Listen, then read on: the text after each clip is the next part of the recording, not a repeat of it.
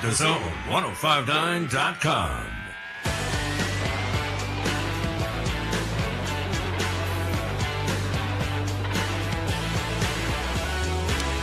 All right, here we go. Off and running with you on this.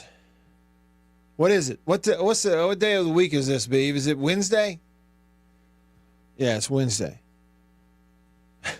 Welcome in on this Wednesday edition of the show, the Matt Wyatt Show. In the Bureau, the Mississippi Farm Bureau Insurance Studio, Mississippi Farm Bureau Insurance. Go! With the home team. They are your home team at Farm Bureau Insurance all across the great state of Mississippi. Your hometown heroes, that's your local Farm Bureau insurance agents. Yeah, it is Wednesday. Needed to be reminded of that. Isn't it? Yeah, okay. Just making sure. Hadn't looked at it. Here's my question for y'all. Are you also in the transfer portal? Let me ask Beaver that very same question. Hey, Beaver, how are you? I'm good, Matt White. You're not in the transfer portal, are you? No. Okay. I just thought I should ask because it seems like everybody from time to time dips their toe into the transfer portal. Well, I guess technically I'm constantly in the transfer portal. Like, I'm open to any offers of any sort, but it never happens, so I just remain there. Well, I was going to say, like, in the professional world, I guess what it is factually, out here in the professional world, there's no need for the transfer portal. Oh, no, I'm talking about college football teams. Oh. I'm still waiting on an offer from any of those. From any of those? Oh, I see what you mean. To come and play football for them? Mm-hmm. Yeah, me too. I'm waiting. I'm still waiting on that. Well, there's all kinds of ways to, feel as though, feel what it's like to be in the transfer portal as a college football player. You know, I'm so old that when I played, there was no such thing as a transfer portal. There weren't certain times you could get in and get out. You just, if you wanted to transfer, you had to wait till the end of the year, and you were quitting your team and you left, and then you had to sit out a year because they didn't want you just willy-nilly hopping from team to team. Okay, there are other ways to feel as though you're a part of the portal cycle. For example, if you're watching the live stream, hey to you. Facebook's not working today, but YouTube and the live stream out there on X, formerly Twitter, is live and going. And so my man Prince, the Prince of Neshoba County, said, I'm in the transfer portal as a fan. Cowboys have done me in. He's quitting. He's transferring from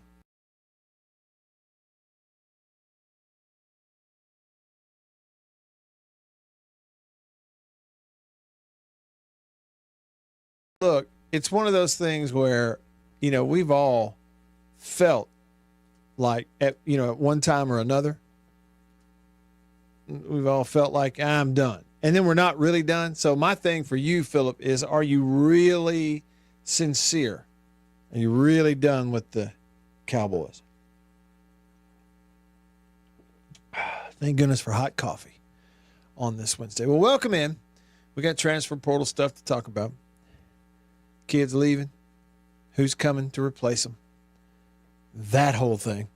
Coming up. And you can be a part of the show, and I hope you will be. You can text me on the Country Pleasing text line. The number to text the show is 885-3776. That's a 601 number, 885-3776. Another good way to remember the text line number is 885-ESPN. Got it? 885-ESPN. Text that, I'll get it. You can also call me on the Davini phone, Davini Equipment in Madison and in Jackson, your Kubota dealer. The oldest Kubota dealer in the U.S., in fact. Means they've been doing it better, longer than anybody else right here at home at Davini. And the number to call the show is 897-1059. Got that? 601 number, 897-1059. So Patrick starts us off. Country Pleasing text line says, what in the world is going on at State? Thanks to Lebby, Van Buren is leaving. All because they're testing the waters with Arnold. Okay, and am I right, Patrick, when you say Arnold, you're talking about a kid who played at Oklahoma. So there's some familiarity there between Lebby and that particular kid. Yeah, that's the story we got today. Here it is. Here it is, according to ESPN. This was actually posted late last night. So I was asleep and woke up to it this morning. Mississippi State quarterback Michael Van Buren Jr. plans to enter the NCAA transfer portal. He made that announcement yesterday. Van Buren started 8 games this past year as a true freshman. And here are the numbers. He threw for 1,886 yards, 55% passing, 16 TDs, and 7 turnovers in that season where the State went 2-10 and 0-8. He's 6'1", 200 pounds. He's from Maryland originally. He had 2 300-yard passing performances for State, including one of those was against Georgia. He had 306 yards, 3 TDs, and that 41-31 road loss at Georgia. Played well. Started slow in that game and then got it going. Back to the recruiting stuff. They had him, you go back a year ago this time, they had Van Buren as a number 57 overall. He was initially committed to Oregon in December. So 1 year ago this month, he was committed to Oregon. He eventually signed with State to play for Lebby. Of course, took over when Blake Shapen got hurt. That was against Florida. You know, that was in September, so it wasn't like it was mid-season. It was actually still early season. And a couple of things happened. So, and it points it out in this article. Okay, first thing that happened was Blake Shapen announced yesterday morning or earlier in the day that he plans to return to Mississippi State as a 6th-year senior in 2025. So next year, everything goes according to plan, you're going to have him back. He was your starter. Former Baylor guy. He's played a bunch, started 27 games in his career. And then the article points out that Lebby is also in the process of recruiting one of his former quarterbacks, Oklahoma QB Jackson Arnold, to Starkville. Former 5-star, entered the transfer portal on Monday, and he spent 1 season as the starter there at State. So that's just, there you go, the scenario. The article also points out, State, who went winless in SEC play this year, they now have had 22 players enter the transfer portal since the window opened up on Monday. And you knew there was going to be a lot of turnover and kind of a reset, at a lot of positions, because you knew that there were guys going to leave and it was going to be a lot of them. You're going to heavily go out and try to get transfers to come in. So they got their work cut out for them. All right. So what are your thoughts on all this? Let me throw just some thoughts at you. I don't have these things written down in a certain order or whatever. Let me just throw some thoughts at you, and then I'm coming to your thoughts here on the Country Pleasing text line. So text me or call me. First of all, Van Buren is a really good young player. He is really good.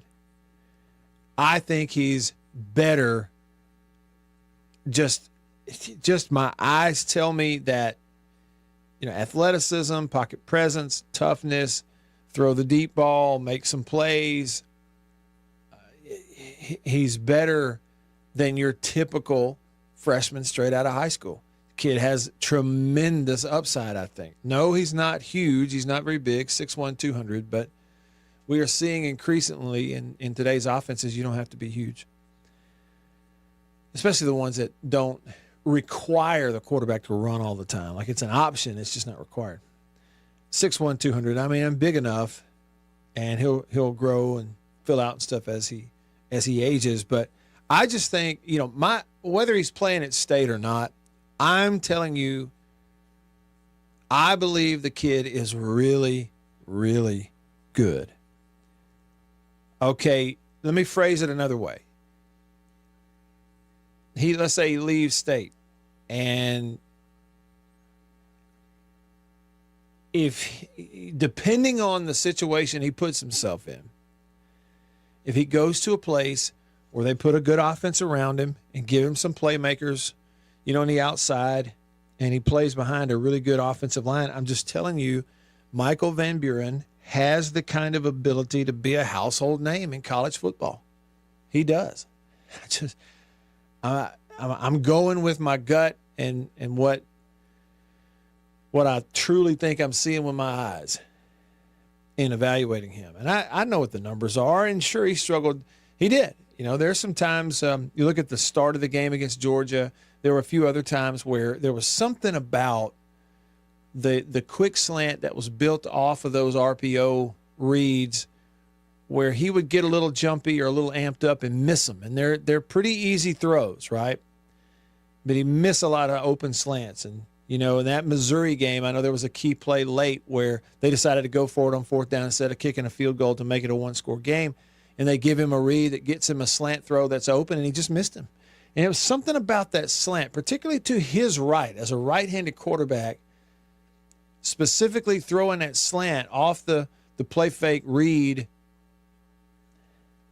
to his right. He just had problems, from an accuracy standpoint with that. And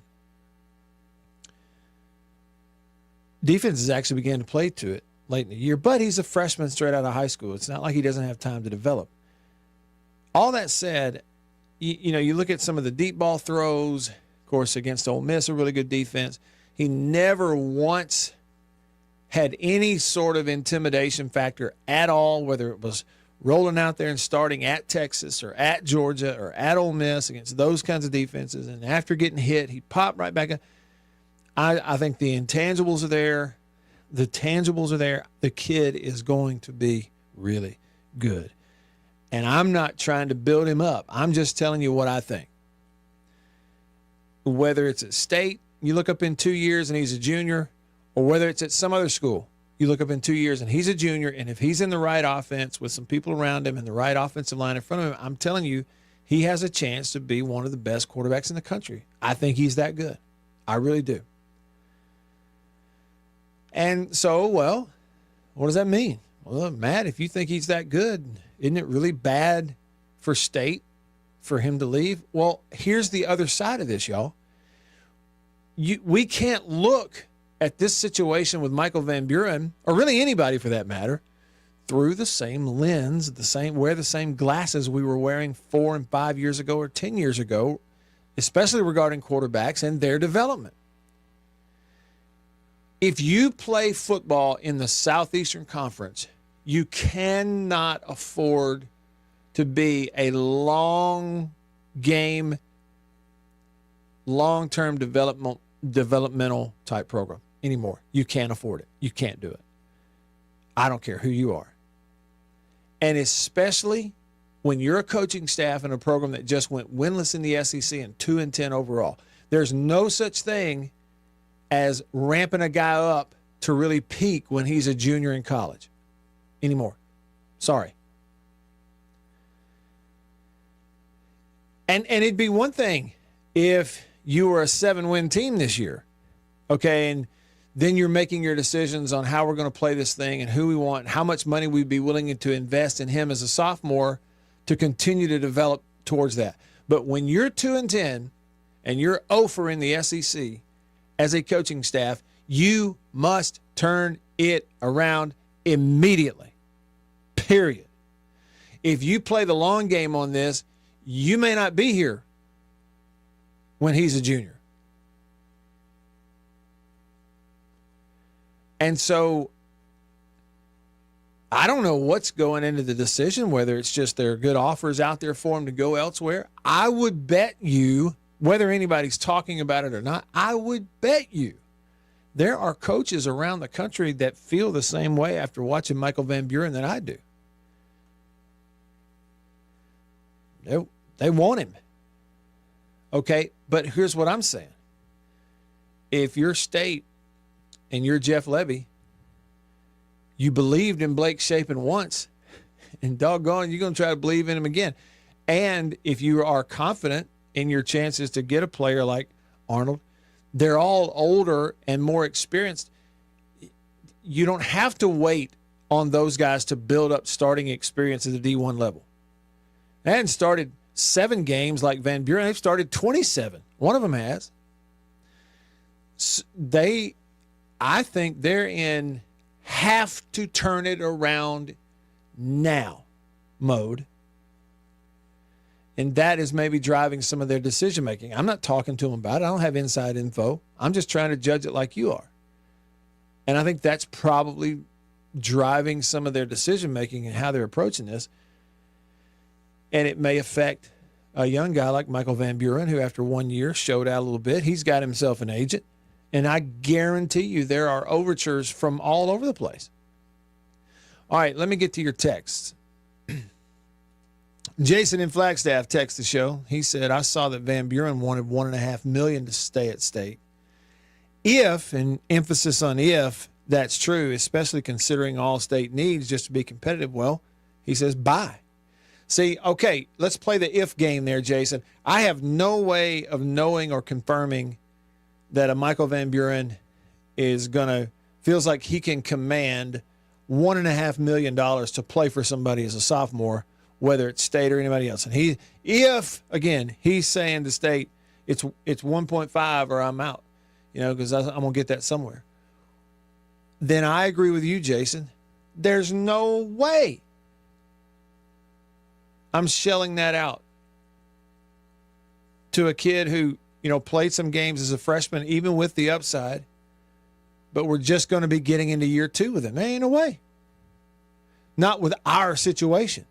It might be different if you had a completely veteran, like full throttle, ready to strike the match and fire off football team at every other position. It might be a little bit of a different decision.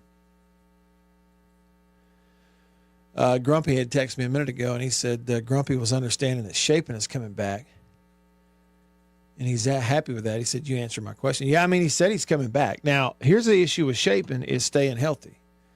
I guess he's never been able to do that throughout a whole season in college. Am I right? As the starter, I don't think he's ever been able to stay healthy the whole year. That's a concern. But he is older. I know that much.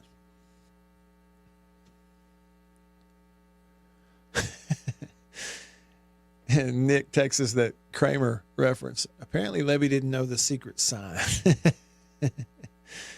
Rhino texts the show and says, why won't Levy fire the defensive coordinator, however you spell his name? Hutzler, Hutzler. Yeah, Coleman Hutzler. Well, yeah, firing coaches. What my outlook on the whole thing is, that's not your fix. Your fix is players and depth. And and I throughout the year we talked about that one peculiar potential circumstance where if you look up one day and go, you know what, it's been bad enough that now we can't convince anybody to come here. Well, if you ran up on that, maybe it affects your decision making. But if you don't feel that way as a head coach, again, people have accused me of toting the water. I just don't really care anymore. I'm not toting the water. I'm not somebody who's up in their offices every day trying to get scoop and rubbing elbows with them anyway. I got my own opinions, and they'll live on my shoulders and die on my shoulders. I'm fine with it. But my opinion is, from a distance, you can't even really evaluate play calling and scheming and design. Sure, you got a few mistakes, but overall, you can't. How do you even really evaluate it when you were so bad up front defensively? To the point that historical opposing quarterback numbers standing back there clean as a whistle, just completing passes all day. I mean, I don't even know how you evaluate the rest of it. Linebackers, coverage. I mean, like, difference does it make? What difference does it make what you do back there? When up front defensively, you get nothing. Historically poor quarterback pressure. Historically low numbers of sacks from front guys. Like, we've never, in your lifetime, look up the numbers. In your lifetime, have you watched a defense that just one-on-one football from defensive front guys, fewer sacks collectively? I don't think you've ever seen it from a state defense. And you want me to evaluate the defensive coordinator? Like, what's he going to do? Call blitz, call man, call zone blitz, over front, under. Like, what? When you can't do anything more than that up front, what difference does it make? It makes no difference. So I think that's kind of where it is on that. But, hey, again, it's just my opinion. The quarterback thing is interesting. I just think that what they're looking at is, like, it's got to take off now. Now. There is no learning curve. Learning curve will get you fired in this era. All right, just getting started with you on a Wednesday in the Bureau, the Mississippi Farm Bureau Insurance Studio. Stick around.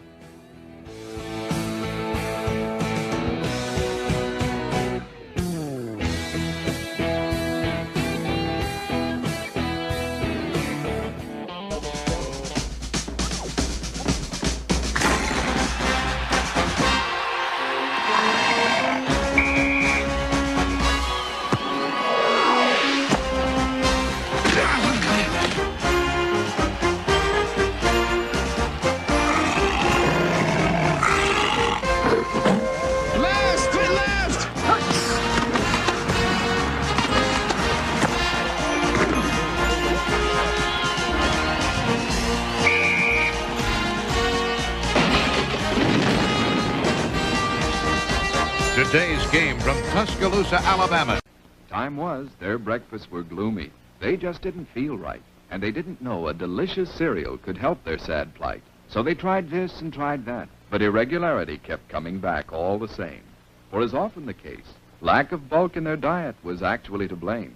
Once at the grocer's, the wife was so drooping and sagging that a neighbor said, "Get on Kellogg's All-Bran wagon. Why, All-Bran has a flavor that's scrumptious to eat. So rich and nut-like, makes breakfast a treat.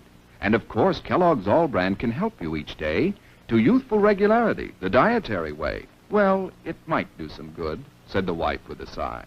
"Guess I'll get some All-Bran and give it a try." Soon, breakfasts at her house were happy and bright, for delicious Kellogg's All-Bran set their day off right. Yes, All-Bran supplies all the bulk in your diet, you see, that you may need for youthful regularity. And no half-brand cereal possibly can provide this help as surely as Kellogg's All-Bran. A delicious, non-habit-forming aid to your diet. You're sure to like All-Bran. Just buy it and try it. Get on the Kellogg's All-Bran wagon with the best bran in the land. The cereal that tastes grand, the cereal that's All-Bran, a breakfast treat that can't be beat. Be a regular guy and climb aboard the All-Bran wagon. Eat Kellogg's All-Bran.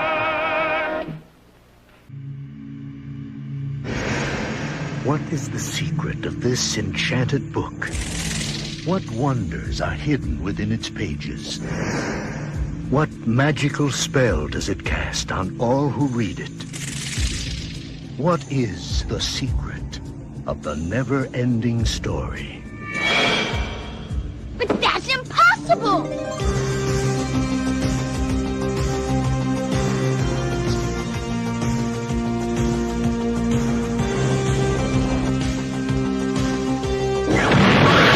You will enter a world where a young boy's imagination becomes a vivid reality.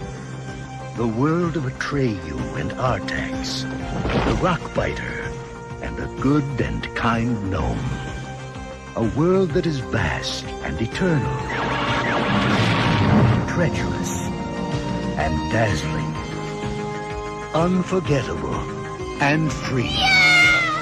For anyone who's ever made a wish, believed in a fantasy, or had a dream, this is the never-ending story.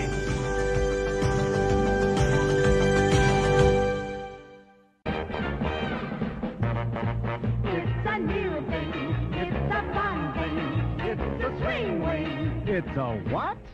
It's a swing wing. It's a wing wing.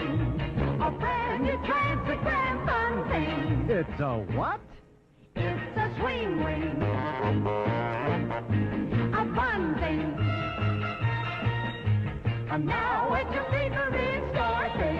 It's a what? Mazda announces some great news for truck buyers. Right now, you can beat the already outstanding value of the 67. Starving. Don't worry, he's got a menu full on the Zone 105.9 and worldwide at the Zone 105.9.com.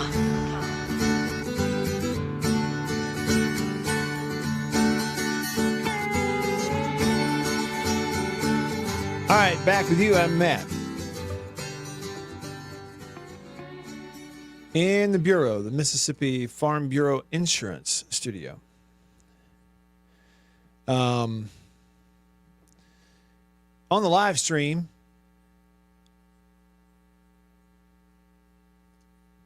Hunter said, talking about the long game, looks like Bill Belichick might be the new North Carolina coach.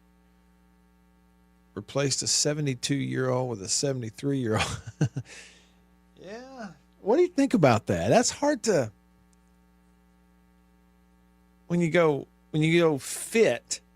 I mean, it's like all the pieces are there, but how in the world are you supposed to make a puzzle? How are you supposed to make a picture out of all those puzzle pieces? North Carolina and the ACC, Bill Belichick from the NFL. He's never coached in college. I mean, we know that he knows. It could be one of the most interesting things, though, to follow in this new era of, I mean, what college football is 24/7, 365 free agency football. That's what it is. And, you know, say what you want, but while they were in New England, of course, you had all those, well, by comparison, strict free agent rules and standards in the NFL and timelines. But they really used them to perfection all those years that they had Belichick there. Of course, he had a quarterback named Brady. Brady left and went 1-1 without Belichick. Belichick never did win one without Brady. I don't know about it. I'll be honest with you. I don't know if it. Evaluate players, I'm sure he can do that. I'm sure he can do it. Run the organization, run the team like an organization. I'm sure he can do that, yeah. You know, just saunter up into college football and act like you've been doing it your whole life. I don't know about that. That's weird. Okay, yeah, that's kind of what we were talking about. You know, Hail State fan comments here when we had the question a minute ago about, you know, why wouldn't Levy fire the defensive coordinator? Hail State fan said, you know, it's obvious that Levy is convinced it's the lack of talent, not coaching. I'm bringing up the lack of play on a defensive front. Addison said, thank you, in all caps. Hail State fan said that we have one player that recorded one full solo sack and he only played one game all season, talking about on your defensive front. Think about that now. That's what I'm saying. Like, how's that even possible? Southeastern Conference defensive front recruited to go there. They're all on scholarship, and I'm sure a lot of them getting paid. And what? I don't know. One front guy with one sack, and that's it. Yeah, and Anthony pointing out that was against Eastern Kentucky, and that was before he got hurt. It's just so when that's what's going on up front on your defense, how do you even evaluate the play calling and game planning and situational this and situational that? No, I know we've talked about it before, so maybe y'all think I'm a broken record at this point. I probably sound like one at this point. Jason in Flagstaff, Arizona says, I'm of the mind that if State wants to turn anything around quickly, especially looking at next year's schedule, they'd best spend every nickel on piling up linemen on both sides. Forget big money skill players. Run power I for all I care. Just don't get smashed at the lines. Well, that's it. Jason, there it is. What it takes, I don't know, but you have to prioritize the line of scrimmage. You have to. And, look, there is an element of if you're a head coach like Levy and you're living in Starkville, Mississippi, making multiple millions of dollars to coach a football team, your job is to be able to evaluate who you have and who you don't have, okay, and fix it. Same thing with staff members. That's what they're paid to do. But I'm with you. We even touched on that earlier this week. I think, it was a different context, but the thought was the same, Jason. I said, I know what it was. It was it was somebody that said South Carolina was paying a kid $1.5 million who is a defensive end, like a big-time fire-breathing, pass-rushing defensive end. And I said, well, if you're asking me, would I spend that $1.5 million this year on a quarterback, or would I spend that on a defensive tackle or defensive end? I'm telling you, not 9 times out of 10, 10 times out of 10. Given the situation State's in, I'm spending it on the D tackle or the defensive end. I'm not spending that on a quarterback right now. It's different if you're a program that you're already built and loaded on your lines of scrimmage and you got some playmakers and you need that trigger. You need the guy who's the trigger man that's going to now strike the match and light the fire and the rocket will take off. Okay, and that's all you need. That's a different conversation. When it's trying to build this thing up from what felt like scratch, particularly on the line of scrimmage, what other choice do you have? And then that also may go into, I don't know. I have no idea. But that also may be some of the things that play into Michael Van Buren's decision to get in the portal and see what the offers are. Because if he's got an agent that thinks that he can get and command $1.5 million from somebody, I don't disagree that Michael Van Buren is a great young player. I think his upside is through the roof. And I'm not just saying it to be nice. I wouldn't say it just to be nice. He really, to me, has a tremendous future ahead of him, especially if he can be in the right offense like the one he just played in, but with the right kind of team around him too. I think his ability is just, I think he's a heck of a young prospect. It's just that I don't know that it's the right timing to be asking, wanting it for him. And you played one season, start 7 or 8 games, numbers okay. You show it. But you're only about to be a sophomore and you think you can command that from State. You can probably command it maybe from some other teams if what they need is quarterback first and foremost. They got everything else. State does not have everything else. And with Shapen coming back and maybe a shot because of your relationship, that if you do invest a bunch of money in another quarterback other than Shapen, it's somebody like maybe this kid from Oklahoma. Maybe that happens, and then you go, okay, well, he's older. He's older. He started a whole bunch more games. There's a little bit more history there. We know each other. You know what I mean? It's a different type of investment. I don't know that the stars are aligning on that thing. If indeed, again, like Jason said, if, I can't confirm it, you can't, but if the number for Van Buren is 1.5, I think he's worth it for the right place, the right team, but That don't make a whole lot of sense for State right now.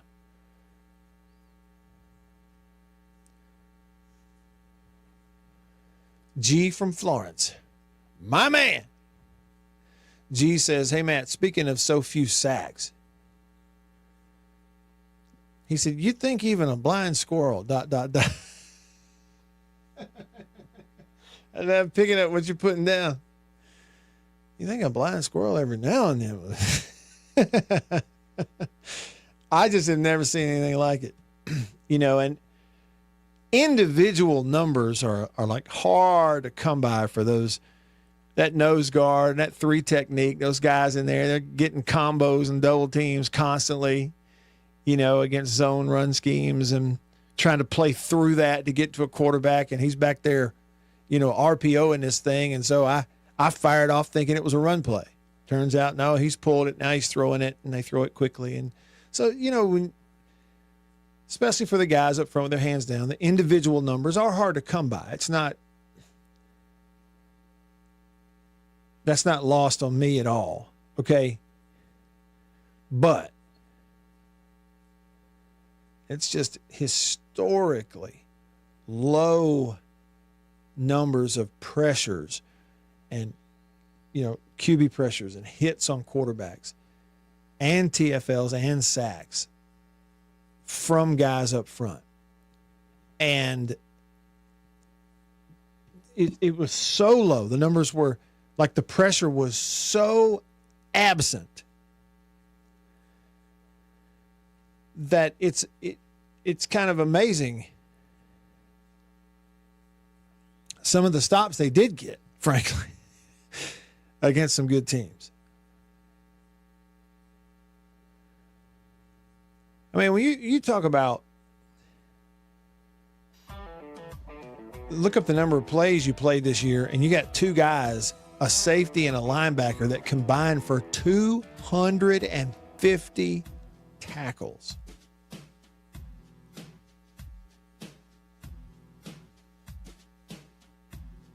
And you look at guys with their hands down, it's just, it wasn't there. We've never seen anything like it in our lifetime. And when you don't get anything there, I'm talking about the whole year, it's really hard to like critically evaluate the rest of it. It's hard to do. Some people don't really understand that, I think. They don't understand what a team game, especially defense, is. All right, rolling along. I think Southern Miss made a good hire. Got a thought on that for you next. Stick around. A lot of people are looking forward to seeing you this Christmas. Time goes by so fast. There's catching up to do. Have you ever wished for one product that would clean and shine almost everything in your... Nice. And while your phone... Thursday, it's Cosby starting off a night of family fun. And leave it to family ties to keep the laughs coming. Oh, no. What are we going to do? Everything's under control. Then on Cheers, will Norm think on a friend to get a promotion? Yes, yes. And the fun continues with Night Court. Thursday. For over half a century, dairymen have tried to capture in cans the flavor of pure, fresh milk. And now Foremost has discovered the secret with an evaporated milk that's closest by far to fresh milk itself. Kind of hard to believe, isn't it? An evaporated milk that doesn't have that old-fashioned evaporated milk taste. But it's true, and you can prove it. You know how most evaporated milks taste in coffee. The flavor goes flat. But try Foremost.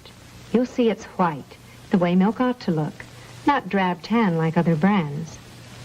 And when you taste it, well, if you're anything like me, you'll never even know it isn't pure, fresh cream. You try it and see. That's Foremost, the closest thing in cans to pure, fresh milk. Remember, your family gets the most from Foremost. Coca-Cola, come on, girl. Gotta share a Coke with you. Let the feeling through. You wanna live a little bit more. That's what the taste of Coke is for. Coke is like everybody wants a little life. Coca-Cola, Coke is like everybody wants. Come on, Harry, come on. We're getting our picture taken. Special special moments. Times of your life you'll want to remember in pictures. Smile, Howard. Smile. To help make those pictures look as good as they can, make sure Kodak paper is behind them. If you don't see these words, it isn't Kodak paper. Just look for this sign when you get your pictures. Kodak paper, for a good look at the times of your life. Gee, wasn't that fun? Come and get it. Come and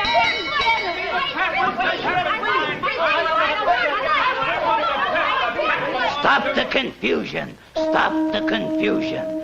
Everybody wants to get into the act with Kellogg's Variety Pack.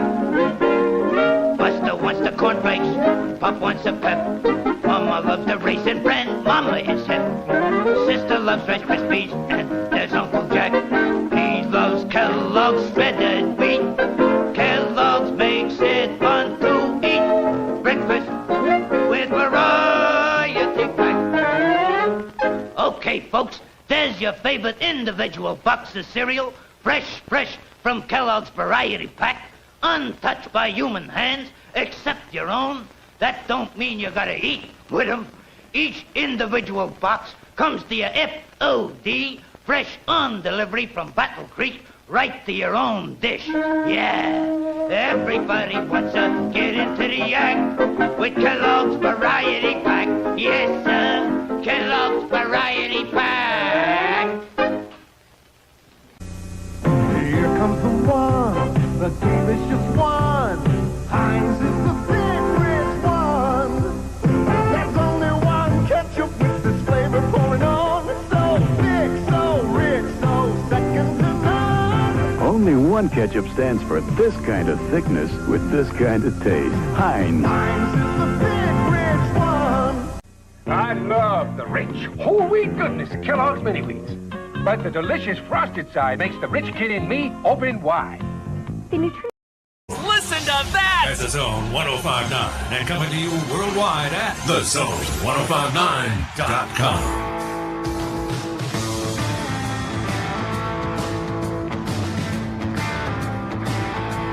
All right. Back with you. I'm Matt. In the Bureau, the Mississippi Farm Bureau Insurance Studio.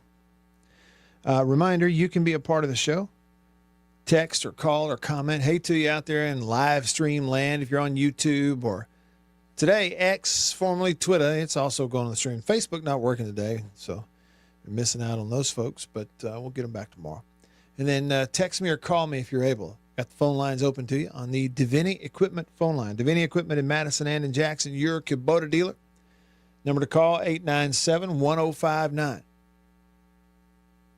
897-1059. That's a number to give us a call, get to hear your voice. That way people get to hear you. You don't have to listen to me. Get to hear what you think. You can also text me on the Country Pleasing text line. The number to text is 885-3776. 885-3776. You know, Southern Miss made the hire earlier this week of Charles Huff coming over. He was head coach there at Marshall. Did a heck of a job at Marshall. And that was after a stint, a couple of years as an assistant coach at Alabama. That came about a year after, well, right after 1 year at Mississippi State as a running backs coach under Joe Moorhead. Prior to that, he and Moorhead both coached on the offensive side of the ball together at Penn State there for, 4 seasons. And in that time at Penn State, Charles Huff was the running backs coach, special team coach. Prior to that, he was at Western Michigan, Buffalo Bills in the NFL for 1 year, Vanderbilt, Hampton, Maryland. Got his coaching career started in 06-07 at Tennessee State. So that's a little bit of a look at the resume. You know, I had that 1 year where I was able to meet him and interact with him a little bit when he was the running backs coach for Joe Moorhead 2018, that 1 year. So he came when Moorhead got the head coach job at State. Charles Huff came with him from Penn State. They were together that 1 year. And if you remember, that was when like they came in, and the previous year, 2017, Mullen's last year, State's like bread and butter offense, the running offense they had, obviously was built around Fitzgerald, but their running back was 𝐅𝐚𝐫𝐬𝐬𝐢𝐬𝐬𝐢 from West Point, and he was really good. He was not a flashy guy. He was a workhorse. He was a constant 2 extra yards on every carry kind of guy, and he was really consistent. And everybody thought really highly of him. Well, they came in 2018, new running backs coach, and 𝐅𝐚𝐫𝐬𝐬𝐢𝐬𝐬𝐢 just kind of disappeared.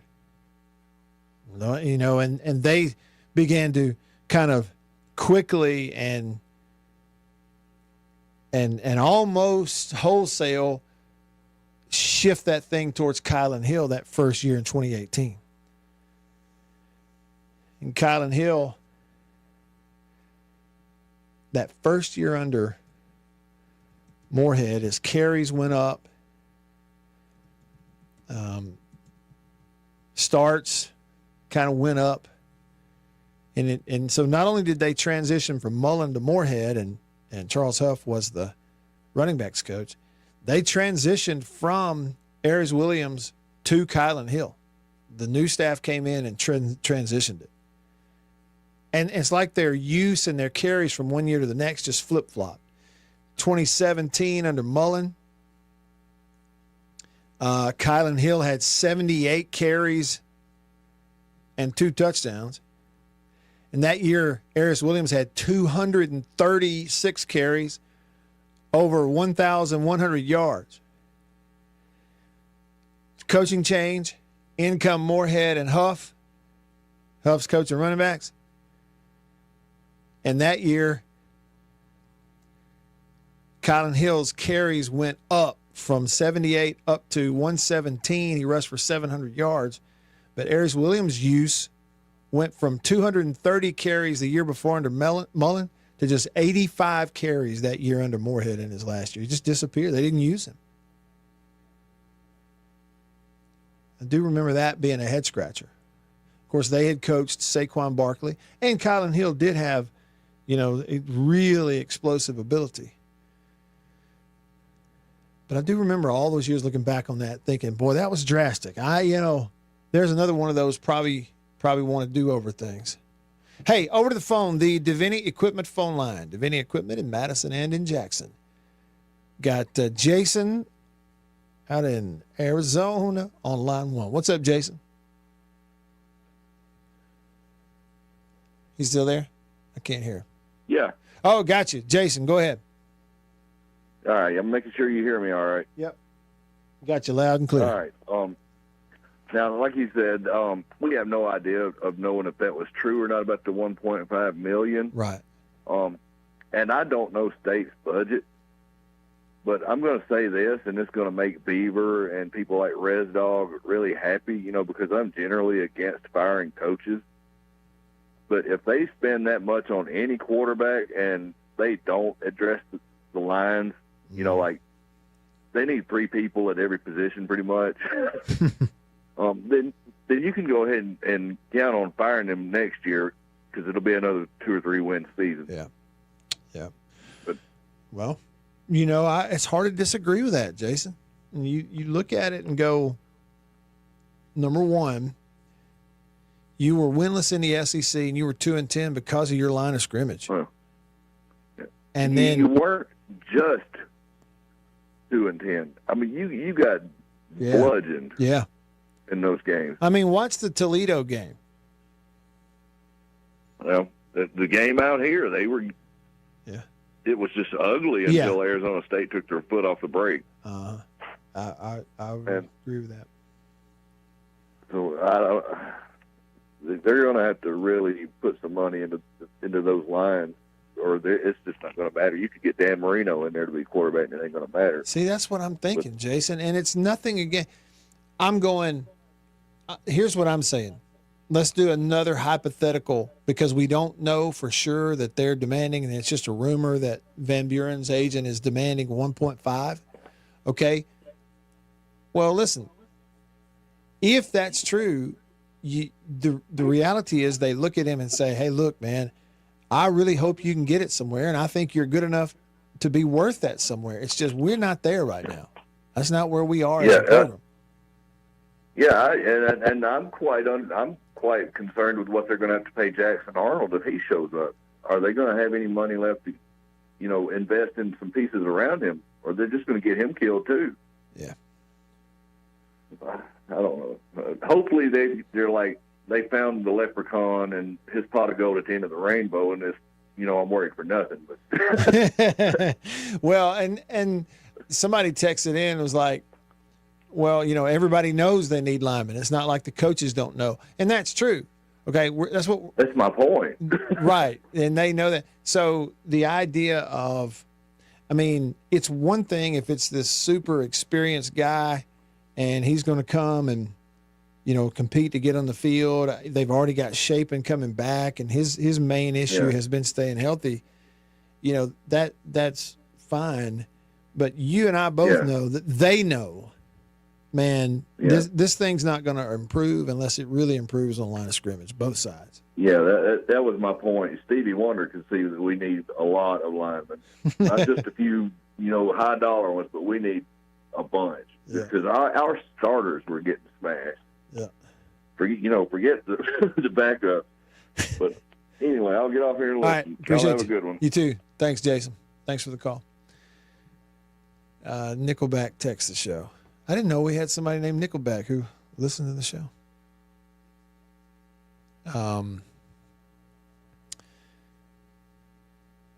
Said Mississippi State has enough money to pay the quarterback and get the talent on defense that we need.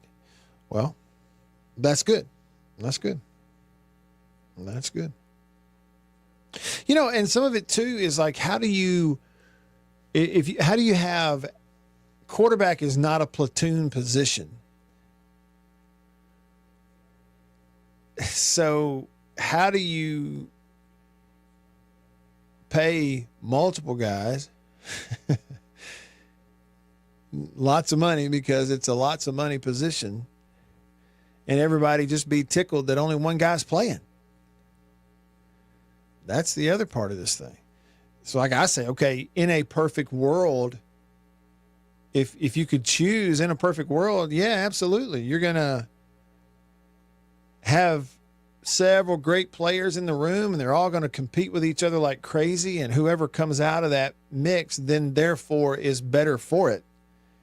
Yeah, but you live in an era where they don't have to stay and compete. They don't have to. So somebody will pay them and put them on the field, and I guess that's what most of them are looking for. It's like old Tackle said on YouTube. He said, so by today's standards, Will Rogers is going to be the last 4-year quarterback State's going to have. Well, unless something changes, that'll be true. All right, hour 1 in the books.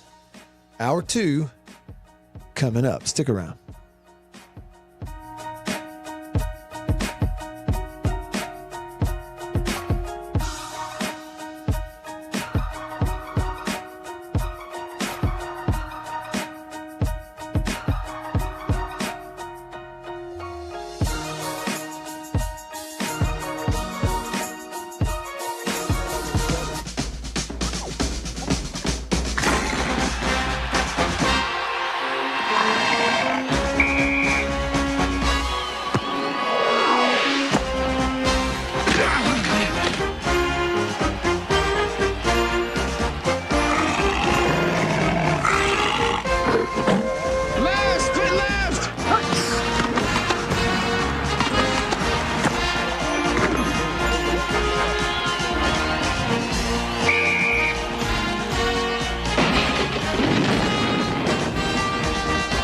Today's game from Tuscaloosa, Alabama.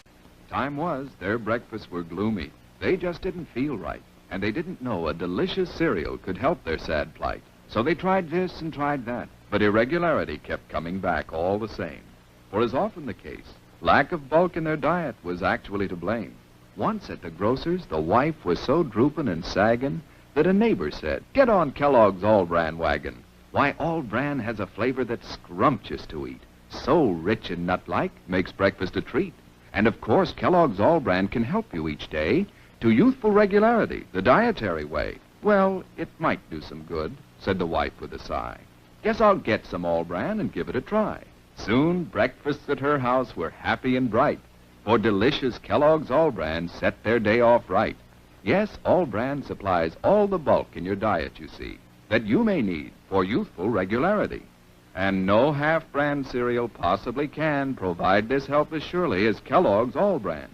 A delicious, non-habit-forming aid to your diet. You're sure to like All Bran. Just buy it and try it. Get on the Kellogg's All Bran wagon with the best bran in the land.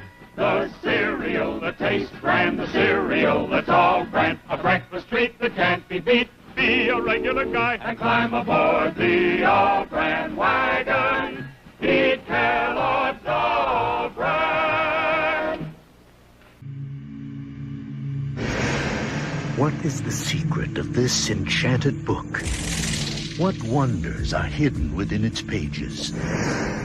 What magical spell does it cast on all who read it? What is the secret of the never-ending story? But that's impossible!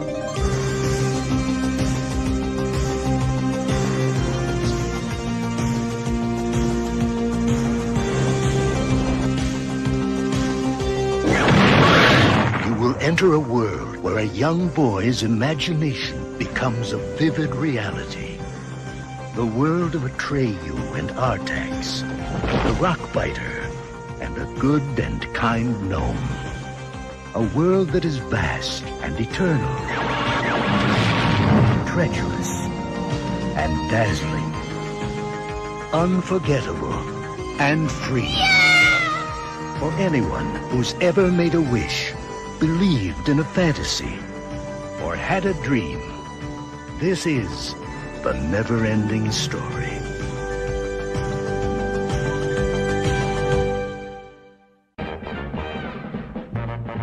It's a new thing. It's a fun thing.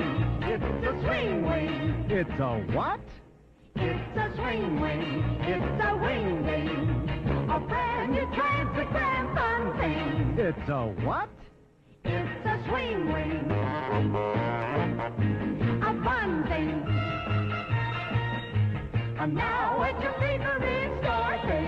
It's a what? Mazda announces some great news for truck buyers. Right now, you can beat the already outstanding value of the $67.95 Mazda SE5. Introducing Mazda SE5 Plus 5. $625 worth of extra features at no extra charge from Mazda. You get a bed liner, mud guards, sliding rear window, floor mats, and AM/FM stereo. That's a $625 value at no extra charge.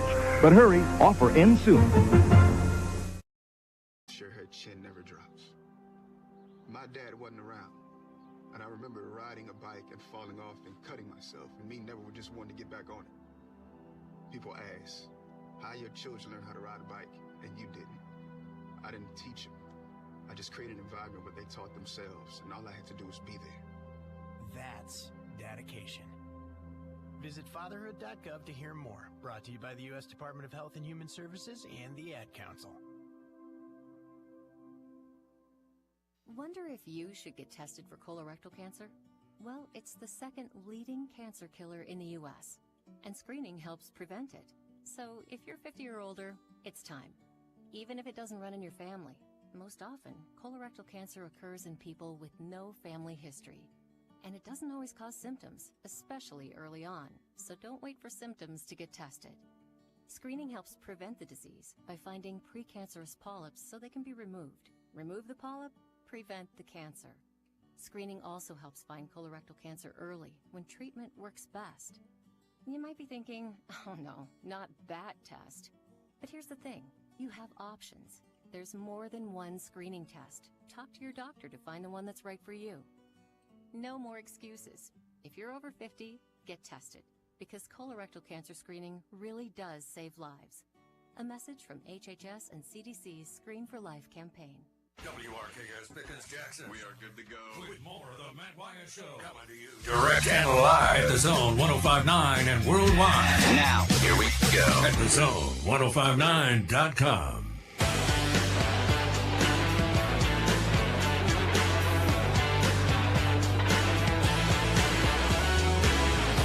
Back with you. All right, hour number 2 of the show. Off and running. What do you want to get into? Anything's on the table. Whatever you want to get into is fine with me. Feel free to text or call or comment on the live stream. I'll give you those numbers also coming up. I'm Matt here in the Bureau today, staying connected to you because of C Spire, #1 network in Mississippi. C Spire, customer inspired. Check them out, cspire.com. You know, I was thinking about what we talked about on Monday. We came in here and, you know, there was the reaction of Bama didn't get in. I couldn't believe it. I still can't believe they didn't put them in. I thought for sure that if SMU lost, they'd flip-flop and make sure Bama was in. Didn't. And I really am genuinely surprised. But anyway, thinking about that, and you had these different issues with different things, right? You know, this ranking, that ranking. SMU in, Alabama out. Competition of an SEC schedule versus what SMU played during the course of the year. So, you know, but it's 3 losses. 2 of Bama's losses were to average teams. And, you know, all those arguments we had. And we kept drilling down to the idea that they just don't have enough teams in it. I mean, that's really it's really the problem is 12 is not big enough. And even 12 is not really a true playoff. It's like 4 teams with so few, we called it a playoff, but we knew it wasn't.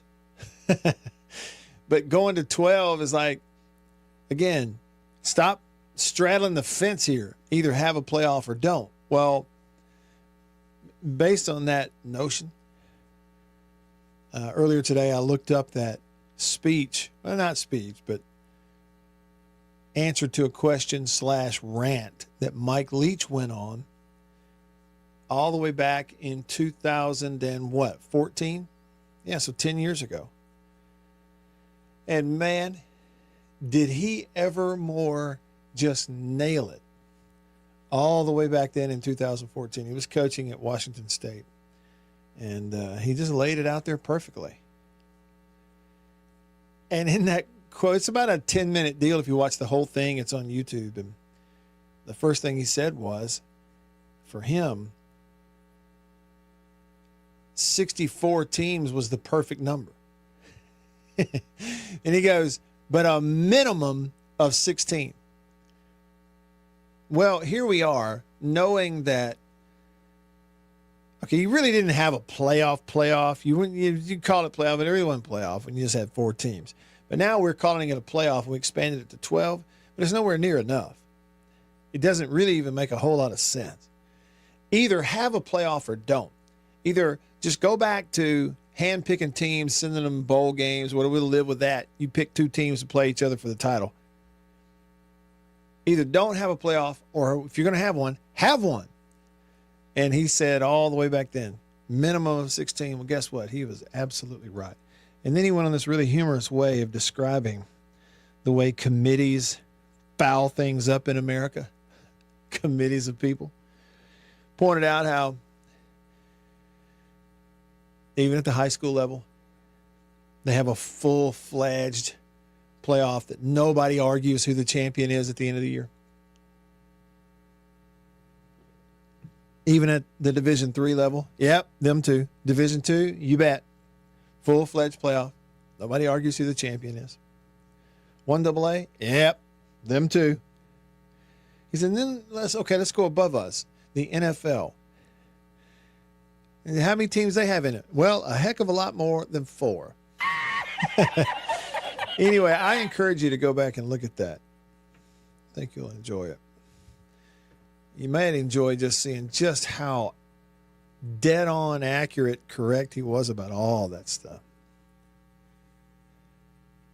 Hey, another thought, too, regarding state and where their money goes in the transfer portal. And are you paying quarterbacks or are you paying linemen? And do you have enough to go around?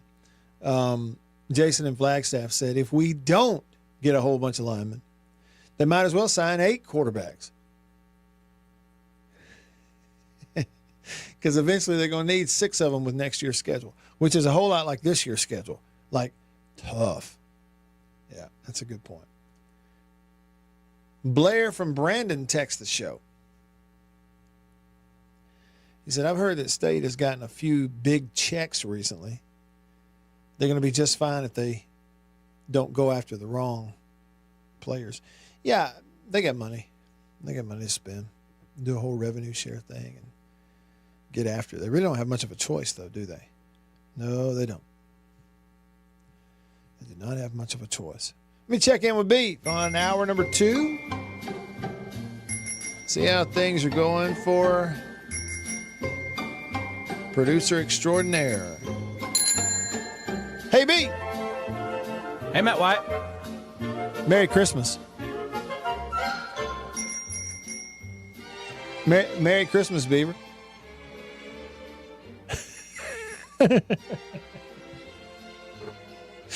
14 days. You can say that to me. 14. Okay, I got to wait 2 weeks. I got to wait until Christmas. My God, it just dawned on me when I looked at the date. Yeah. 14 days. That's insane. We did the same thing for Thanksgiving, though. We were like, I know, man, it was just Halloween. But 2 weeks. It's crazy. Hey, are you one of those that, like, you get a gift or get gifts for your mom, your dad, or whatever, and you start really early, like ahead of time, or do you wait till the last minute? It's kind of in between. I don't go early, but I know better than to wait until too late. So kind of in the middle there, I guess. I got you. Well, yeah, I mean, it's going to be here like super quick. Hey, Beav, I don't know. I posted this on my social media stuff. This was maybe yesterday, but it might have been the day before, but sometime in the last couple of days. Here's what it said. Christmas music is best when sung by, followed by this list. Number 1, Bing Crosby. Number 2, Nat King Cole. Number 3, Perry Como. Number 4, Burl Ives. And rounding out the top 5 at number 5, Karen Carpenter. There's my list of the top 5. Christmas music is best when sung by. Beaver, what do you think about my list? Well, first I want to tell you a story. Okay. When I saw that list, my reaction and what followed later that night. So I saw that list the other day when you put it out, and my brain space went immediately to, do you remember the show Modern Family? Yes, vaguely. I didn't watch it much, but I know of it, yeah.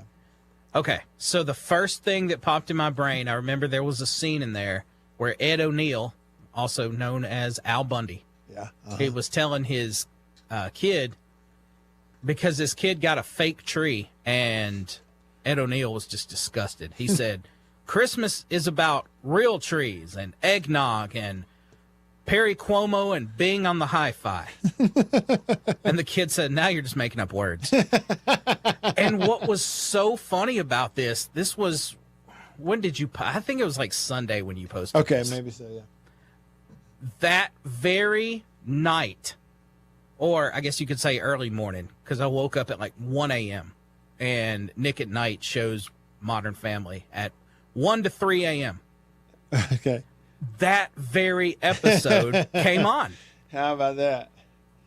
Makes you wonder if they're, you know how this deal where your phones listen, Beaver, to your conversations, and you and I have talked about this, how we can talk about something and then in a weird way, advertisements for those items will start popping up on your phone on Instagram. Oh, yeah. Now you're starting to wonder if they're also monitoring what your brain would like to watch. And Have we reached that point yet? When they did the jab, Beaver, on the vaccination thing, did they put a computer chip in us that monitors what we think? And now advertisers have access to that? You know, some years later now, that is a possibility. How do I get this chip out of me? Where did they put it? Did they put it in my arm where they stuck the needle in? Or is it how did they do that? Now, also, Beaver, is it this tinfoil hat that I'm wearing right here and actually talking about it on the radio? Is this dangerous? Yeah, you're. They know now, Matt Wyatt. Mm-hmm. They know that you might be a threat now. Now that you've put it out there. Did I just put myself on, quote unquote, the list? The list. You're a target. Yeah, well, bring it on. Blood from a turnip, I say. Can't get blood from a turnip. Now, okay, I made the list, and several people immediately go, how could you leave Elvis off the list? And then other people go, I'm sorry, you misspelled Frank Sinatra. Okay, so I made a list of, Christmas music is best when sung by these individuals. I did not have Elvis or Frank Sinatra on there. Beaver, let me say this, and I would like to get your thoughts on it. I am a fan of Elvis. How could you not be? Okay, you live in Tupelo. I like Elvis. I like a lot of Elvis music. I think the whole thing's cool. I don't really like Elvis Christmas music. The Blue Christmas with the background singers going, woo-hoo, I'm not fond of it. I'm just being honest. And the other thing is, yes, there are great songs, Christmas songs sung by Frank Sinatra. I don't know why, Beaver, but I don't associate any of those songs with Frank Sinatra. I don't put those two things together automatically in my head. Thoughts and opinions, sir? I'm gonna be honest. Most Christmas music, I don't know the actual artists off the top of my head. Yeah. So I'm of no use on this Frank Sinatra, Elvis, whatever, debate. I'm not fond of 99.9% of Elvis songs anyway. Except for If I Can Dream. It's pretty hopeful. Okay. Are you saying that I'm too old for you, Beaver, that my likes and tastes in music and Christmas music stuff is just too old? Well, you did hit the 60s yesterday. I didn't. No, I didn't either. But let me 61 years old. You would have thought, Beaver, that I was, though. The way Annabeth reacted when she finally realized that I was indeed turning 48. She genuinely looked at me with this look of disgust. She was sitting in the passenger seat, and she looked at me and stared for a minute and went, are you going to be 48 tomorrow? What? And I went, well, yeah, but wait a minute. I have feelings here. Stop. I don't like the way you're looking at me right now. And then I realized that she was, Beaver, I don't know if you were taking notes as I described all the goodies and stuff she was giving me for my birthday, but all these food items, I felt like at one point, that movie, The Grinch, with Jim Carrey, when he plays the Grinch, and he comes down to Whoville and he's wearing the Christmas sweater and they make him the holiday cheermeister. Remember that? Mm-hmm. And then one of the things that they did is he had to be the judge of the Christmas fudge. And they were shoving it in his mouth, just one after the other, just shoving it in his mouth, making him taste it. That's how I felt on my birthday. I mean, red velvet cake, bag full of chocolate, a 4-foot-long box of cookies, Popeyes for lunch. And I told her, I said, it's clear to me that you love me so much that you're making me a big fat slob and overweight, and you don't care. You love me anyway. You're going to love me anyway if I'm fat. But what I learned yesterday, Beaver, she's fine if I get fat, but she will not be able to handle me getting old. Hates the thought of it. So, 40, I ain't 61 yet, but might as well be, I guess. You turn late 40s. See, I don't even want to say 48. You turn late 40s, Beav, and everybody just, old guy, he's old guy. It's not that old. Hey, Beaver, all right, I don't know if you go along with me on this or not. There is one Christmas song and version of it that I could do without ever hearing again for the rest of my life. You ready? All I Want for Christmas Is You by Mariah Carey. How do you feel about that one? It's still in my top few. Hate it. Never want to hear it. I won't listen to it. I'm sorry. I don't know I don't know what to even chalk it up to, but I can't stomach it. It comes on, it starts, I hear the beginning of it, immediately turn it off. Oh, what is that? Now, I do think it's absurd that every year to this day, the day after Halloween, that song pops back up on the charts because people start streaming it so often on November 1st through Christmas every year. That song came out in 94. 30 years later, it's nowhere to be found, and then all of a sudden in November, it pops back up on the charts. Yeah. It's crazy. Yeah. It is crazy. Well, Beaver, let people accuse whatever. Maybe it is crazy to have Christmas music conversations in the middle of a sports radio show on December the 11th. But here we are. Okay, but now I got to go non sequitur right back over into the sports world because our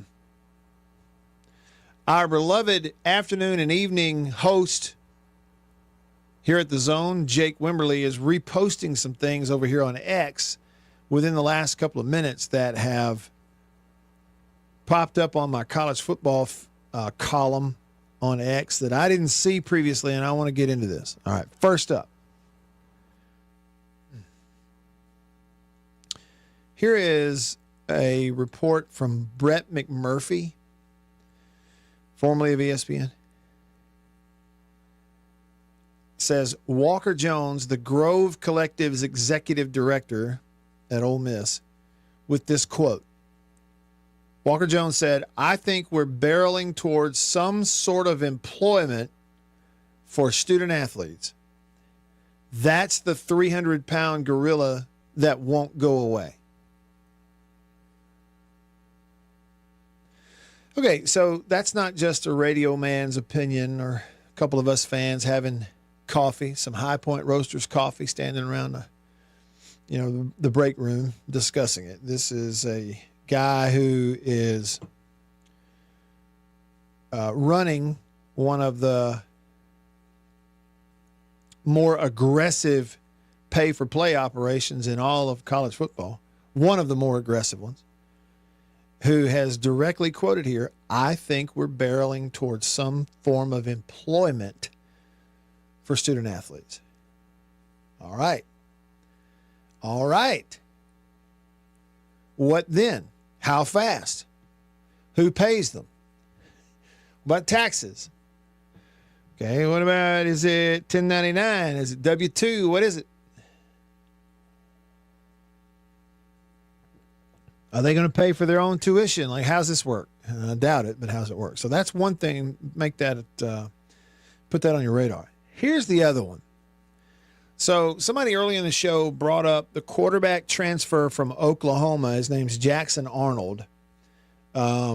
He is referenced in this story over on ESPN that is reporting that Michael Van Buren is transferring from Mississippi State. It mentions that State's recruiting him. And there's been a lot of assumption out there that this kid, Jackson Arnold, who went to Oklahoma as a really highly recruited quarterback out of high school to play for Jeff Lebby, who then left to go to State, and now he's just going to go to State and play for Lebby.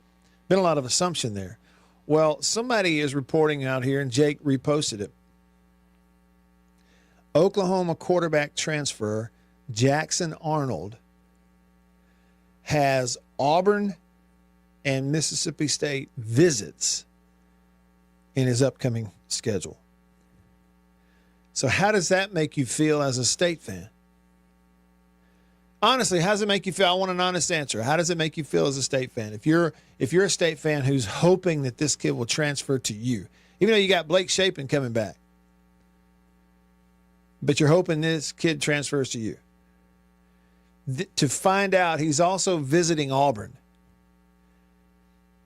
It's Auburn and their machine versus you and your machine.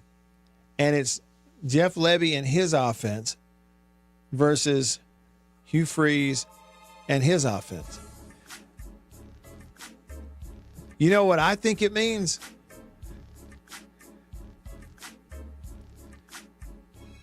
I think it means there is no chance State will outbid Auburn for his services. That's what I think it means. And I think then it comes down to like fit, need, and do you want to compete with Shapen or you want to go over there? I don't know who they have over there. But how does it make you feel? Back in the old days, they used to say, recruiting is recruiting, but if Auburn's involved, all bets are off. Stick around.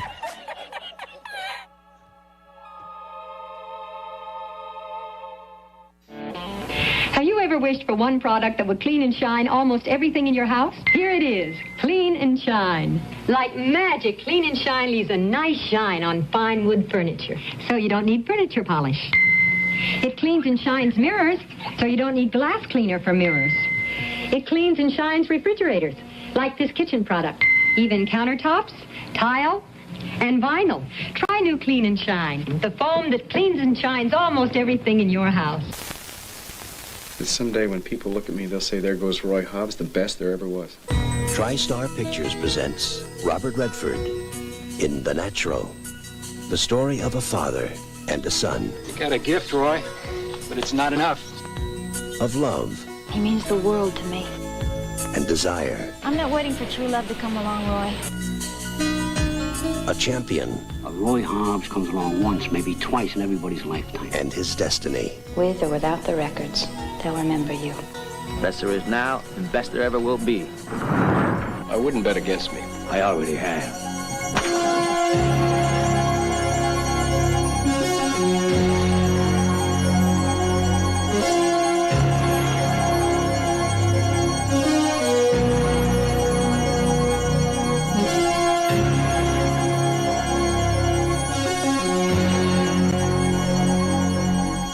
Robert Redford, Robert Duvall, Glenn Close, Kim Basinger, Wilford Brimley, Barbara Hershey, Robert Prosky, and Richard Farnsworth as Red.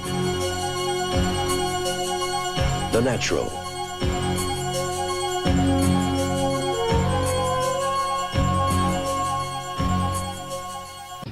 Do you know me?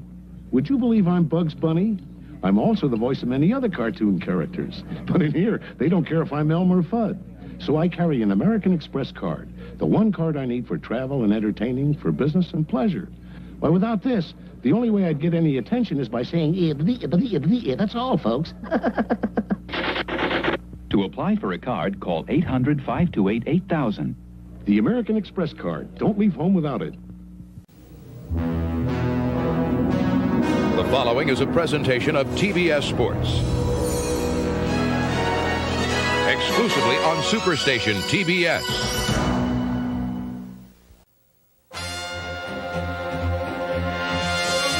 Superstation TBS presents the Atlanta Braves, America's team. Atlanta Braves baseball is brought to you by Budweiser. Beechwood Age for that distinctively clean, crisp taste that makes Budweiser the king of beers. This Bud's for you. By the official airline of the Atlanta Braves, Delta.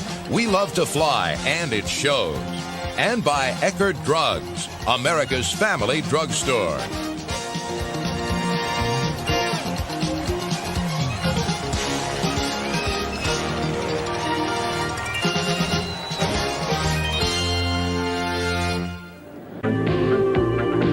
If a man you've never met before suddenly gives you flowers, that's elation, the exciting new fragrance from Impulse.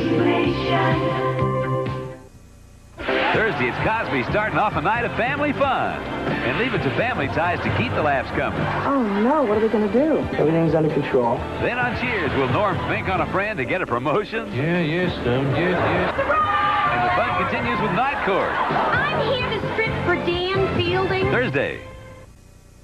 Oh, what a meal, oh, Hamburger Helper Lasagna. for your family. Authentic Italian taste. Hearty robusto, but not too spicy, eh? Hamburger Helper Lasagna turns your plain hamburger into a delicious Italian meal with authentic Italian. And get to talk about it with Matt Wyatt right here, right now on the Zone 105.9 and worldwide at thezone1059.com.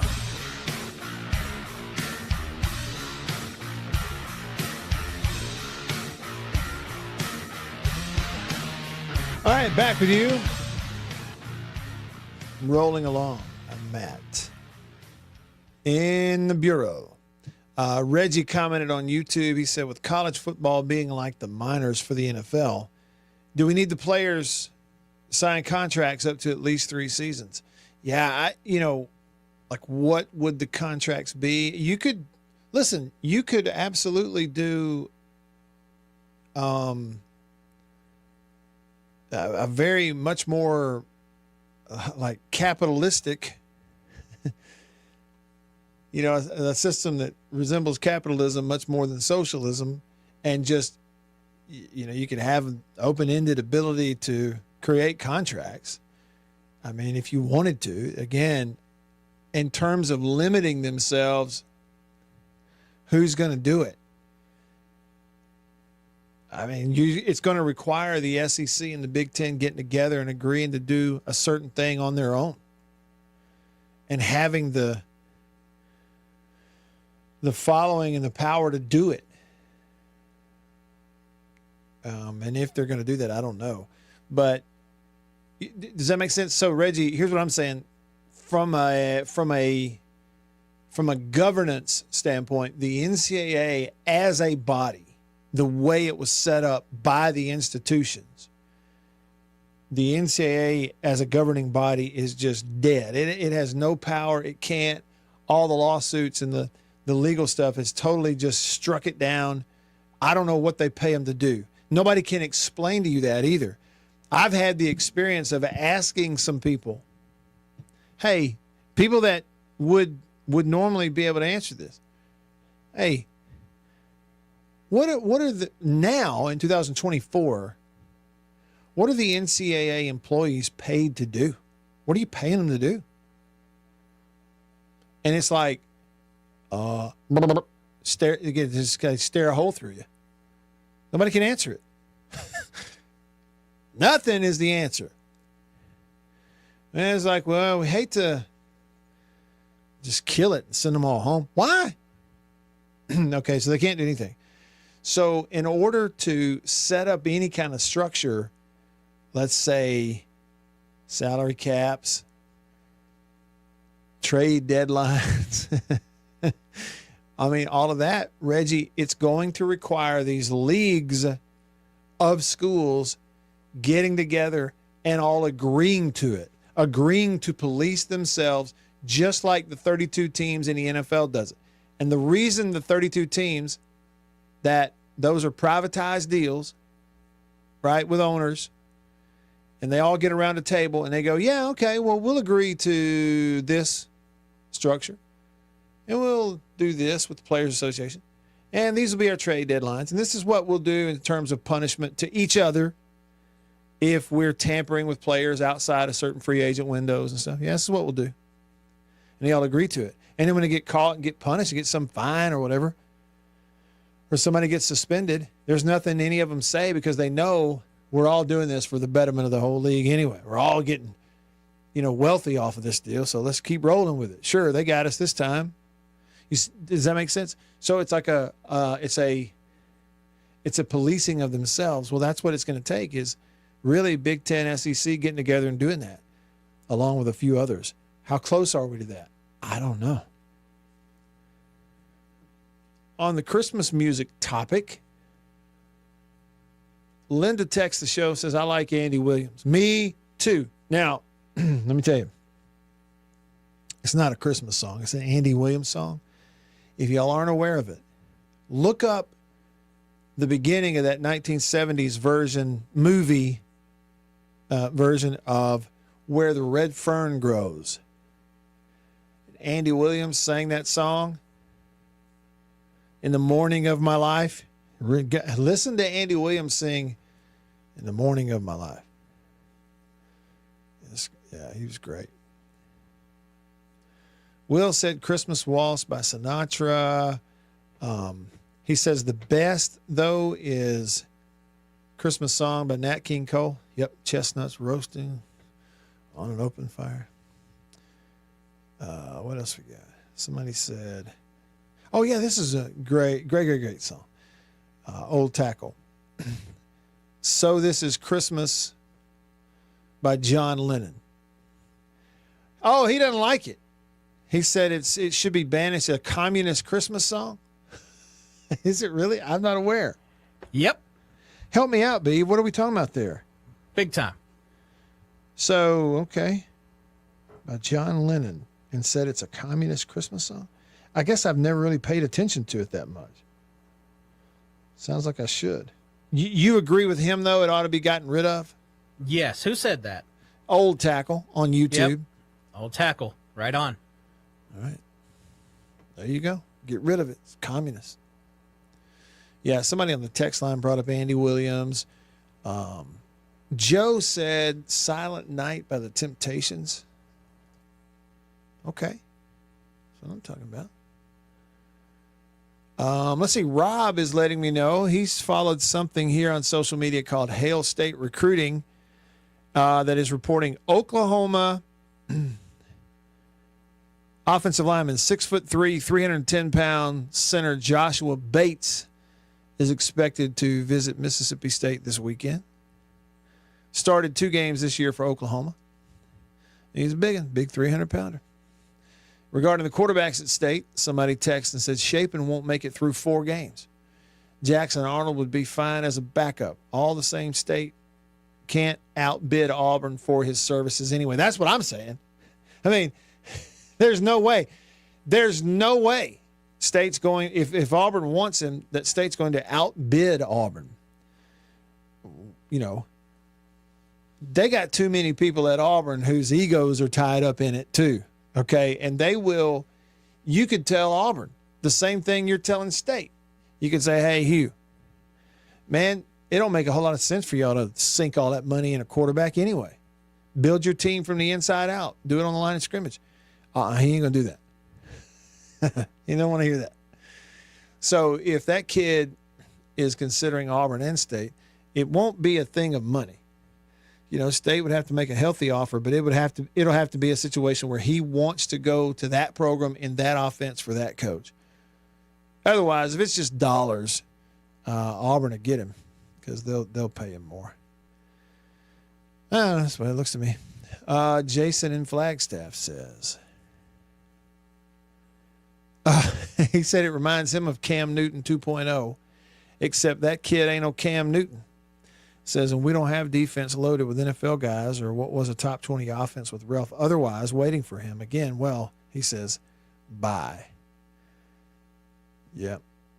That's a good point. Man, there's one Cam Newton. One. Delta Tide fan texted the show, said the Bing Crosby version of Little Drummer Boy is also one of my favorites. That song in and of itself, Little Drummer Boy, Just Call Me Angela from The Office, I think it's my favorite Christmas song. Little Drummer Boy.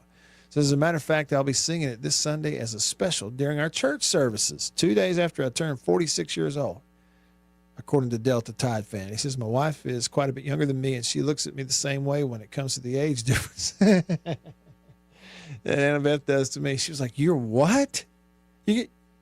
Are you serious? It's like, you're kind of making me feel bad now. Hey, wait a minute. Time out. So you telling me that Brooks is coming in on Jake's show this afternoon? All right. Well, there you go. Free plug on this show. Stay tuned later today, folks. Brooks is going to be back in the studio with Jake again. I like telling you this when he comes in because it's an entire 3 hours again. Mm-hmm. And I like updating you when that happens because it's well documented that he'll come in for Jake for 3 hours but can't take a 5-minute Matt Wyatt phone call. Yeah. I'm in the shower at 1 o'clock in the afternoon. Bull. Bull. He wasn't. Hey, Beav, I need to call in and say something to him about pretending to be a big Northwest Rankin guy when he didn't even go to school there. Mm-hmm. Should I? And then I could take it a step. I could take it a step further and say, you know what? But it's apropos because you've done the same thing, Brooks, with Ole Miss.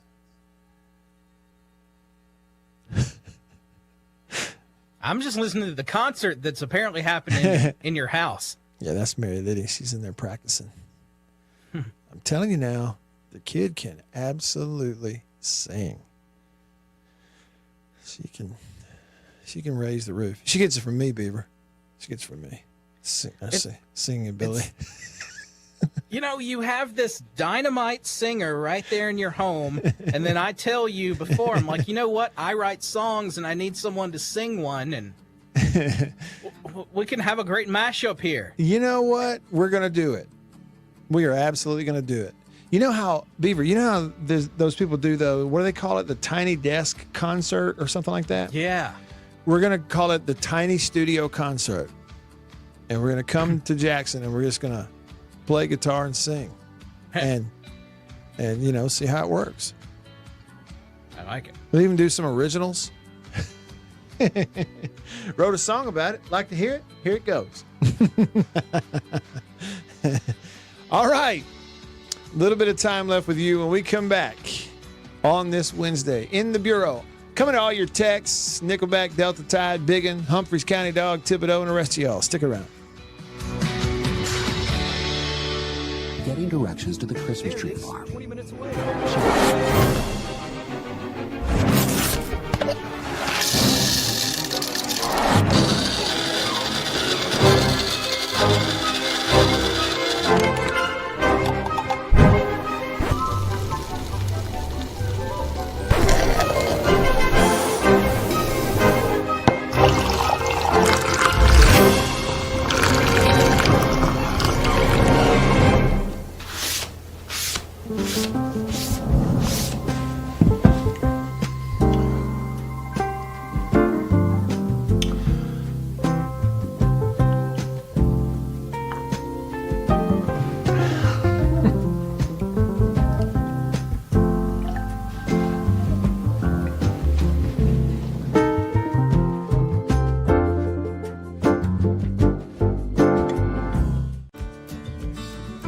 I was born and raised in Greenville. I've always called Greenville home. This is where I, was raised, went to high school, graduated high school, worked all my life here leading up to going to college. So even when I moved from Greenville, I always told people, they asked me where you're from, I always said I'm from Greenville. I have mother, father, brother, niece, aunt, all live here in Greenville. So this is home. This is where I, live, and I've just always called it home. Small town, I feel like I could walk in any place tomorrow and know 2 to 3 people in there. It's small town. Someone's on the side of the road broken down. Hey, you need a boost, flat tire, you need help changing it. That's just kind of what I love about this area, the blues and the food and everything that comes along with the Mississippi Delta that I love. I tell people all the time, my business cards have my cell phone number on them for a reason. Insurance doesn't happen from 8 to 5. When you need me, it's going to be after 5. It hardly ever happens where you have a wreck, get pulled over, need an insurance card, wind blows, shingles off your roof. All these things happen, and it's typically after 5. And so the ability for someone to call me, get in contact with me, text me, ask me a question, and that's what it's about to me, is helping the people that we serve, is taking care of people, and them knowing that they can count on me whenever they need me. I am Brian Street with Farm Bureau Insurance in Washington County, and we are your home team.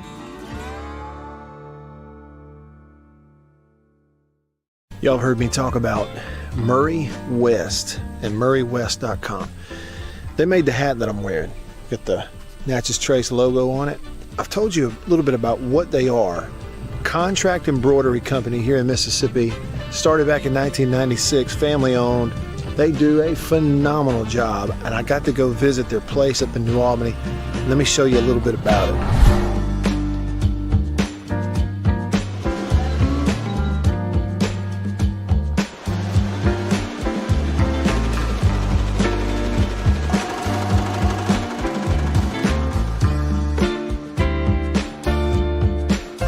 I say they do quality stuff. They really do. And so custom apparel, team stuff, really and truly, just about every high school in the state is sending their embroidered, team gear, jackets, shirts, hats, stuff. Baseball teams, football teams, they're sending it to the folks at Murray West in New Albany. You go to their website, MurrayWest.com, you go to the bottom, you can kind of see some of the Prairie Wildlife, Ole Miss Athletics, Gentile, others that they work with. Can't recommend them enough.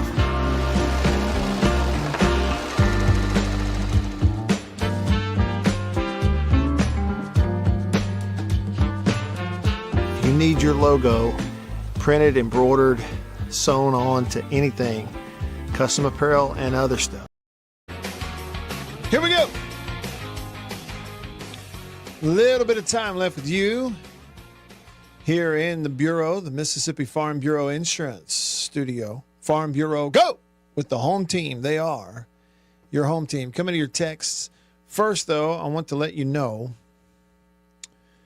and Beaver, this is important for you to know as well.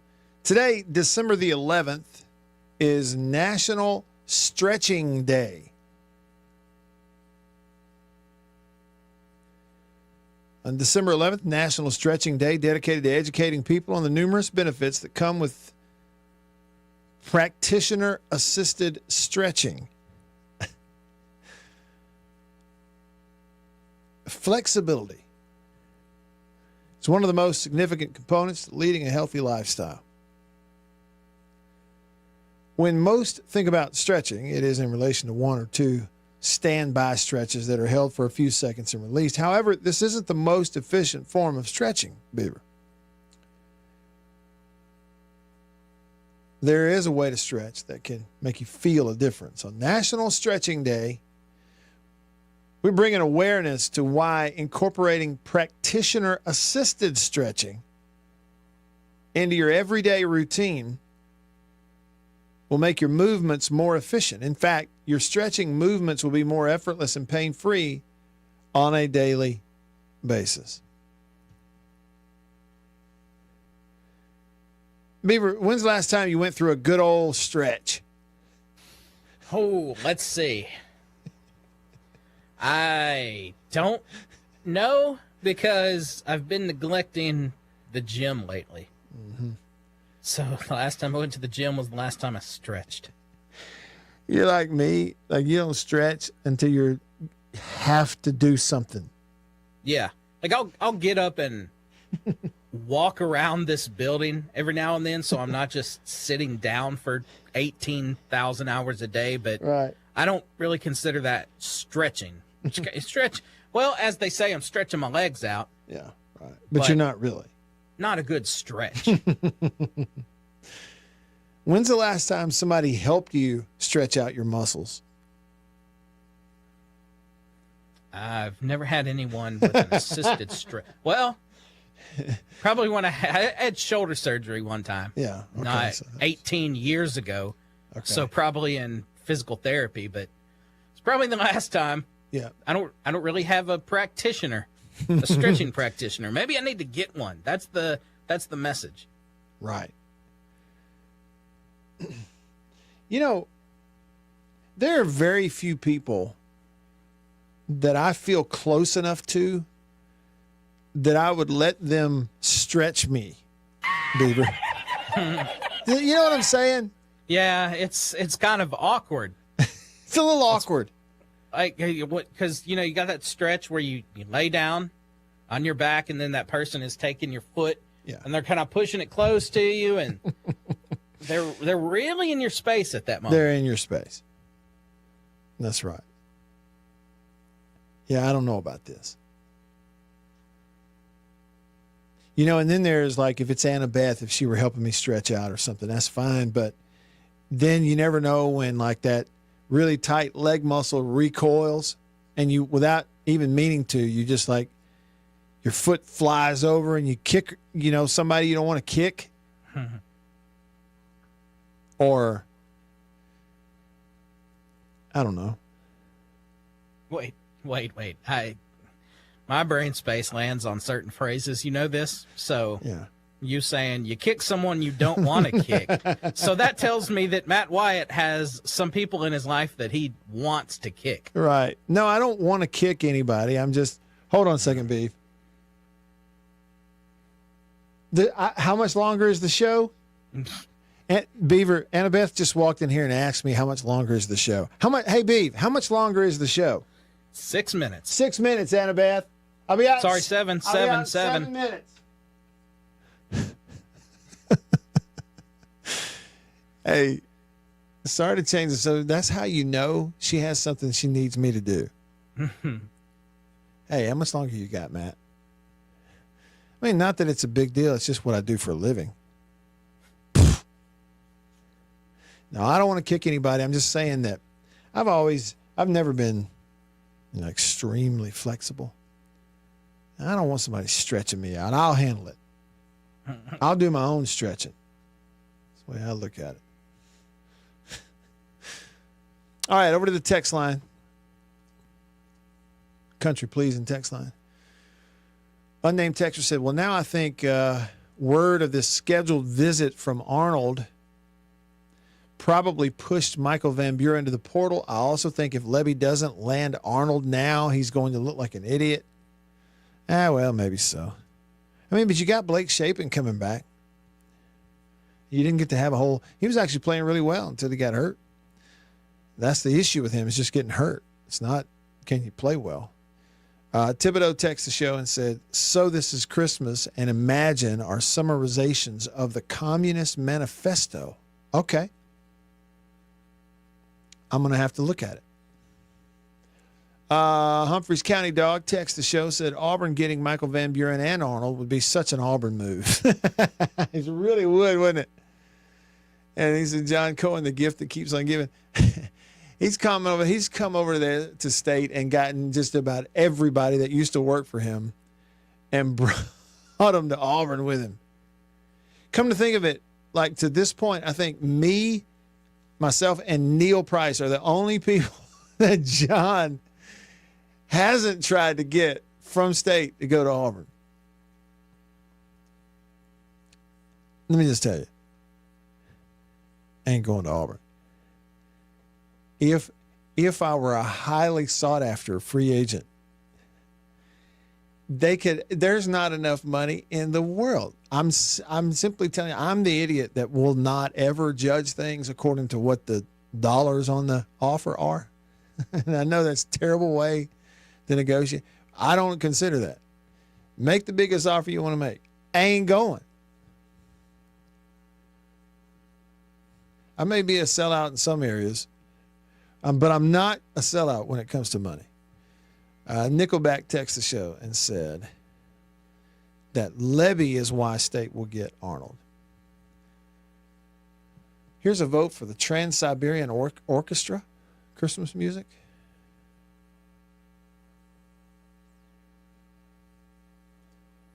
Yep. Hey, listen to this. You want to, if this is true, you want an example of where we are? It is being reported by multiple sources out there, including some Florida Gators account, DraftKings, like some of these different media accounts are reporting that Florida linebacker Jack Pyburn had some wild demands for Florida to keep him on their football team. They say that he wanted $45,000 a month. Okay, that's over $500,000 a year. He wanted a guaranteed starting position at outside linebacker. He wanted a guarantee that he would play on third downs. And he wanted a guarantee that he would have more snaps in the linebacker rotation next year than he did this year. Florida told him no. No. I mean, can you think about how that went, though? I'm going to just tell you. He goes to like his coach or something, and he says, "This is my demands to stay here. I want $500,000 this year, $45,000 a month. I want a guaranteed starting position. I want a guarantee that I'll play on third downs, or else I'm in the portal." And he says, "Okay, hang on. Okay, we're not doing it, but come here." And they walk down the hall, and he says, "Hey, all right, so tell these coaches here. Hey, coach, y'all listen." He goes, "Go ahead, Jack. Tell them what you want."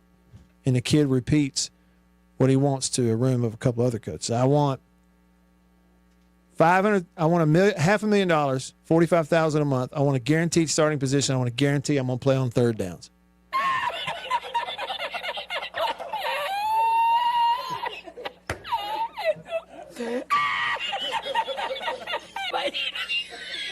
And then he's like, but coach, I'm serious.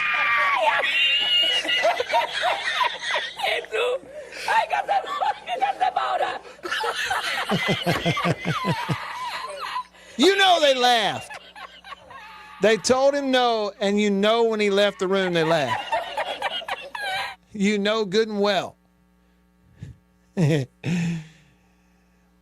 Guaranteed starting position.